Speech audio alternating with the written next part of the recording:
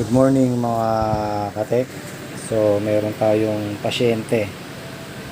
Ito yung ating ginawa para sa bendo. So nagka-problema siya na nagra-rattle yung ating supply. So ang ginawa natin ay binaklas natin lahat at tayo ay nag-rewiring at nagpalit ng mga breaker. So yan ang ating pinalit. Yung Santry na branded na po yan, yung Santry. Talagang hindi na ako gagamit ng mga hindi branded na mahirap, nagba-back job. So medyo may kamahalang lang yan Santry, kumbaga sa presyo sa online, times 2, minsan times 3 pa. So yan, okay na siya. Testing natin, ang load niya ay dalawang DC fan. Yan, dalawang DC fan at yung 4 na cellphone charging. So wala na tayong ma-charge, kaya full charge na ang mga sinarge natin. Ito na lang natitira, isang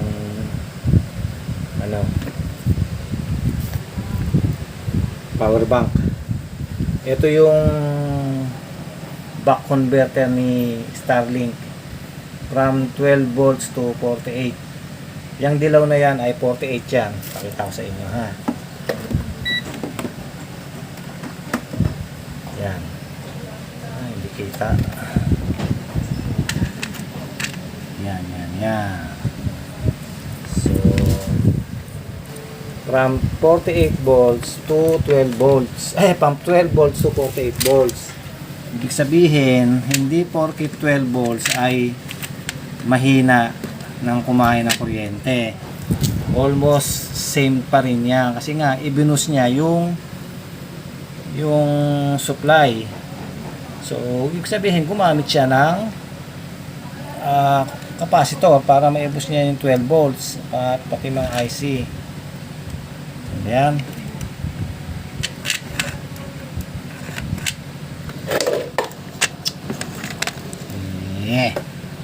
Ayan. So ayan, 48.18. Yan ang supply niya from 12 to 48. Yan ang supply ni Starlink. So kasi yung yan, 220 na may adapter. So ito less na wala nang, hindi na kailangan ng inverter. Kasi kung gaganon pa ay kailangan pa ng inverter, mas medyo tipid. Yung nga lang, ang consumption niya ay halos all same, kasi itong ay 150 watts. Ito, hindi ko alam kung anong tawag dyan, Starlink yan. Ito yung back converter na 12 to 48. So yan ang naging issue nito ay namamatay si Starlink. Nagbiblink daw yung ating voltmeter. Actually hindi yan voltmeter, LVD yan. Ginawa ko lang voltmeter kasi nga walang i-screwhan kung ayan, may screwhan yung ating LVD, kaya yan ang ginamit ko. At ito yung 4 na cellphone charging. So yan ang niya sa gamit niya dyan, isang Starlink at isang Bendo at cellphone charging. Nag-ano pa siya ng extension dyan, mga 20 pieces na cellphone charging ang ginagamit niya dyan. So nag-abang na rin tayo sa panggising kay BMS, kasi napansin ko na kapag natulog nga pala tong si BMS ay wala tayong, kasi nga may cover yan dito at may cover dito yan sa ibabaw. So walang susundutan ng, so kaya nag-abang na ako dyan. Ang ang ilalagay ko na lang ito yan, yung yung P negative at B negative ay isu-short lang yan. Maglalagay tayo dyan ng push button switch para pag namatay, halimbawa natulog si BMS, pipindutin lang yun, so mabubuhay na ulit. So yun ang inaano, kasi minsan pag pinapatay itong yan, namamatay si ano kanina. So for ano nga, for ano na rin, for advance ano, naglalagay na tayo ng push button para sa panggising kay BMS.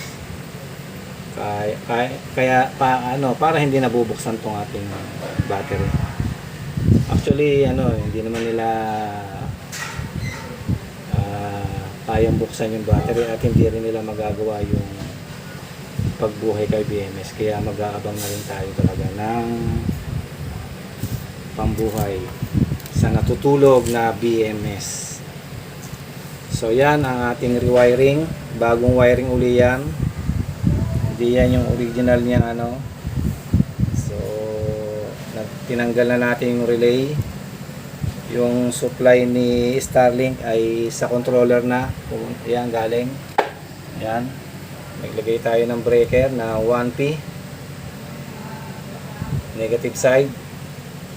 Ang nilagyan natin ng ano, breaker. So ito yung ating load. Ito yung supply natin. Diyan tatap lahat ng load. Ito yung breaker natin sa PB. Ito yung breaker natin sa battery. Okay.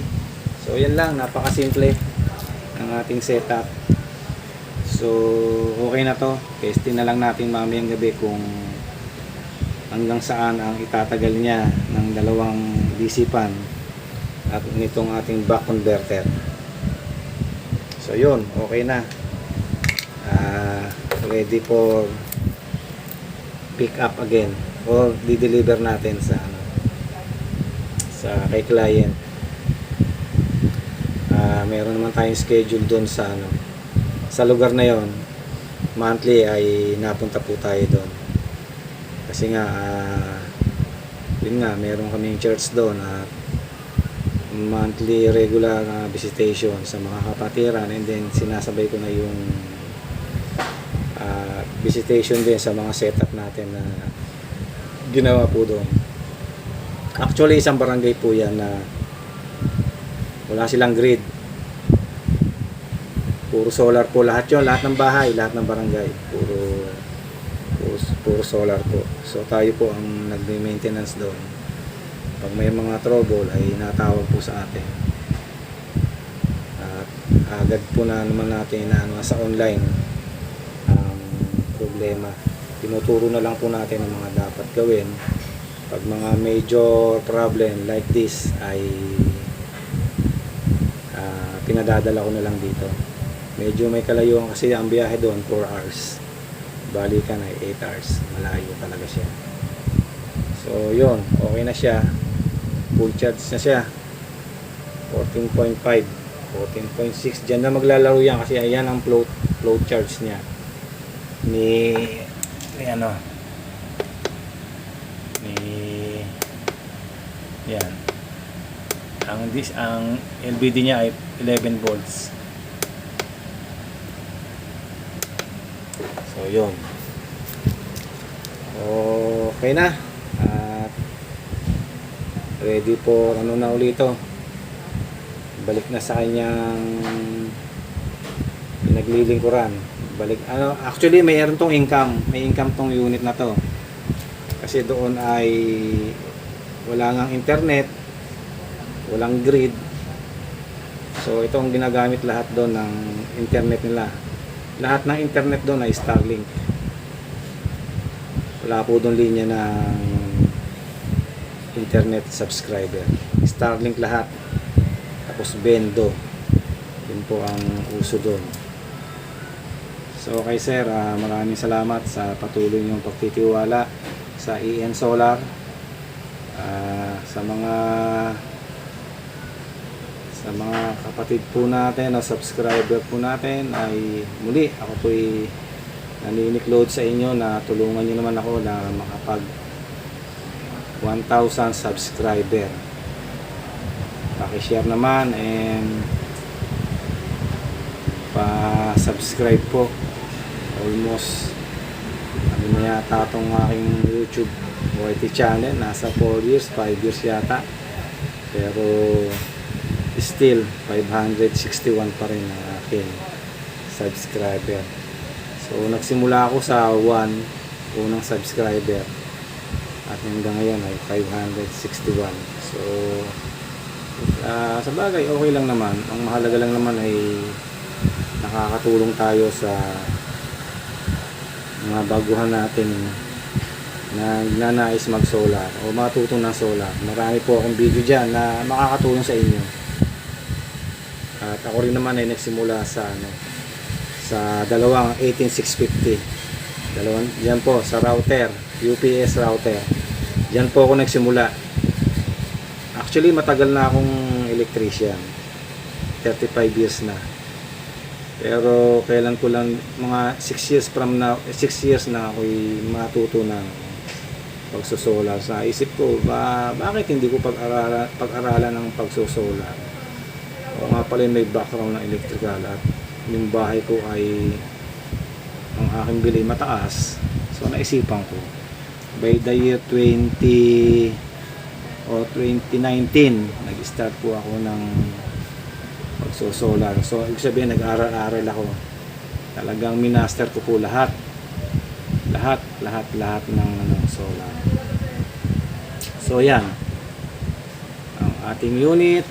Back to work again siya for peak or for delivery for second week ng this November. Okay na siya, wala nang problem. Back to work na siya. So, hanggang dito na lamang po. Muli ako po ay naninikluhod na sa inyo. Natulungan nyo naman akong maka 1,000 subscriber. Para kahit mapano naman po ay syempre maligaligaya yung mga nagbablog kapag ikaw ay na-monetize na ni YouTube. Yun lamang po at isang mapagpalang araw sa ating lahat. By the way, ingat-ingat po tayo sa paparating na bagyo na si Uwan. Medyo malakas po talaga siya. Hindi siya medyo, talagang malakas kasi signal number 5. At yung aking panel ay tatalian ko na ng lubid for security. Hindi na yung nakakasiguro. Tatalian na lang natin.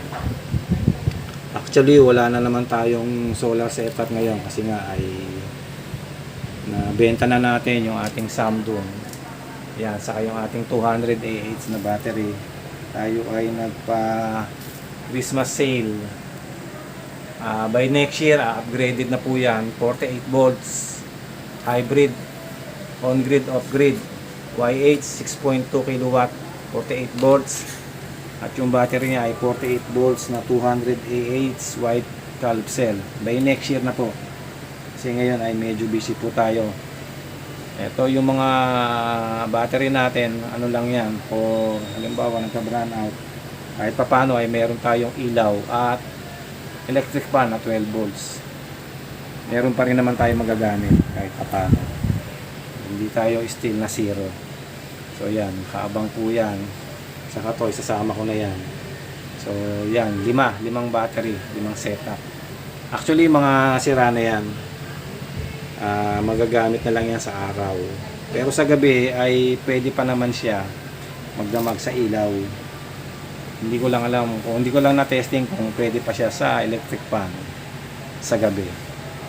Pero testingin ko after na matapos po natin.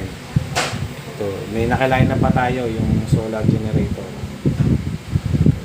Yun ang 72AH. Nasira po ang inverter niyan. Inverter po nasira dito. Wala na siyang AC output. Wala na siyang AC output. Yan. Saka yung controller sira, sunog. So yan, medyo malaki-laki ang magagastos nito, kaya tatanong pa natin kung gagastusan, kasi kulang-kulang 4,000 ang pyesa lang ang bibilin mo. Okay, yun, finish na.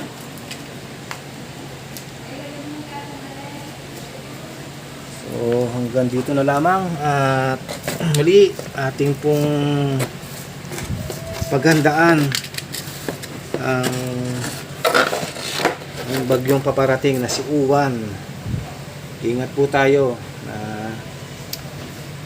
huwag na tayo magsisi sa huli. Ngayon pa lamang ay paghandaan na natin kung ano yung dapat gawin upang makaiwas sa anumang hindi magandang resulta ng dilubyo o sakuna. At syempre, panalangin po mga kapatid. Number 1 yan, ang ating sandata, panalangin. Okay, isang mapagpalang araw po sa ating lahat, and God bless us all.